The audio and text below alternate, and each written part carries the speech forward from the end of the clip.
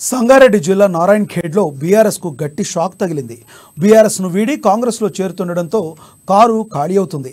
ఇక తాజాగా ముగ్గురు బీఆర్ఎస్ కౌన్సిలర్లు ఎమ్మెల్యే డాక్టర్ సంజీవ్ రెడ్డి ఆధ్వర్యంలో కాంగ్రెస్ పార్టీలో చేరారు. మున్సిపల్ ఎన్నికల్లో కాంగ్రెస్ పార్టీకి విజయం తథ్యమని, కాంగ్రెస్ లోకి మరిన్ని వలసలు ఉంటాయని చెప్పారు.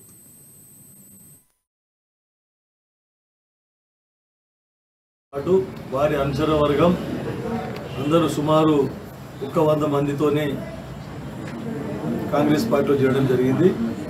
దీనివల్ల మళ్ళా వచ్చే మున్సిపల్ ఎలక్షన్లలో మళ్ళొకసారి కాంగ్రెస్ పార్టీ బలోపేతమవుతుంది, కాంగ్రెస్ పార్టీ గెలవడానికి అవకాశం ఉంది. ఇదే కాకుండా వచ్చే పార్లమెంట్ ఎన్నికల్లో కూడా ఖచ్చితంగా నారాయణ్ ఖేడ్ మున్సిపల్లో కాంగ్రెస్ పార్టీకి అత్యధిక మెజార్టీ వస్తుందని చెప్పేసి మేము ఆశిస్తాము. అటు వారి అనుచర వర్గం అందరూ సుమారు 100 మందితోనే కాంగ్రెస్ పార్టీలో చేరడం జరిగింది.